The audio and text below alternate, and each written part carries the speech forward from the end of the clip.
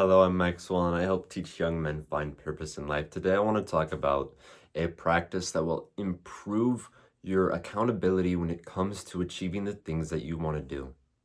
Now, to go straight into this is a practice I've been doing ever since I started self-improvement many years ago, and this has truly changed my life. It is the practice of changing your identity. Now, I have actual steps on how I personally do this. But when you are struggling with addiction, problems, mental health, you don't know who you are, what you want to be, and you're lost, sad, and depressed, this is something that will add clarity to your life. Just like entrepreneurship, we are going to build our ideal selves. Just like where in entrepreneurship, you find out who is your ideal customer that you can sell to. We are going to sell to ourselves the belief of who we are going to be. So, when I got into this practice of self-improvement, I thought, how can I become the person I want to be? I got a pen and paper, which you can do right now, and I wrote down, who am I? How do I see myself?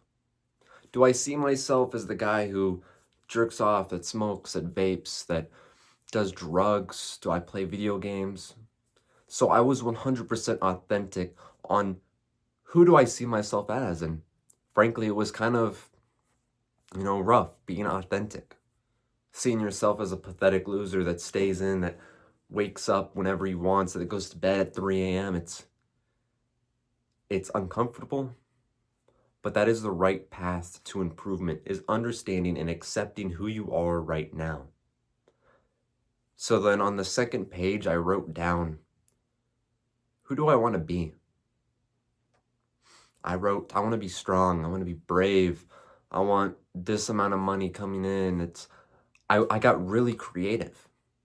I set my ambitions and I put that on my wall. I moved out of this room, but I used to have just paper after paper after paper of affirmations that I would read every single day, and it would say I was strong, I was brave, I do this, I'm consistent, I meditate, I do this habit. And that is truly important, because there is a really hard battle when it comes to changing yourself. When you want to quit, let's say you're addicted to nicotine. If you want to quit smoking, eventually you have to just put it down and build the idea of, I don't do this anymore. For me, what stopped me from smoking was I had this idea of, I'm a man who puts my health first. I prioritize my health. I don't vape or anything like that. I just don't. So when you build that foundation, that wall of just, oh, I don't do this anymore. I just don't. It makes no sense to me at all. And you look at it like it's stupid and you throw it away because you just don't do it because you're this new type of man. And that really helps when you can write down who you are, what you don't do, what you're going to do, and what you are. It is a superpower when it comes to this form of journaling / meditative. So when you find yourself in a rut, constantly maybe falling back onto your bad habits or your old ways of maybe playing video games, of not getting the shit done, and you become a lazy individual that listens to a weaker part of yourself, you have to sit down and reform who you are. Because you will have, your affirmations on the wall that you read every single day, which truly help. But it's a good practice to come back once a month and you write down. You might already have it written down. It doesn't matter. You write down, I'm a stud. I get my shit done. I don't play video games. I don't waste my time. And you get super specific. You write down, I'm a guy who has 5 eggs every morning, that works out an hour and a half every single day, that doesn't do this, that doesn't do this. You get so specific to yourself. And as you form that identity of writing who you are, when you are tested and failed, you remember that you wrote down and you said, this is who I am now. And every time you're tested and you prevail, you become stronger. And when you do fail, you know what you write down? You write down, I failed. I will try again tomorrow.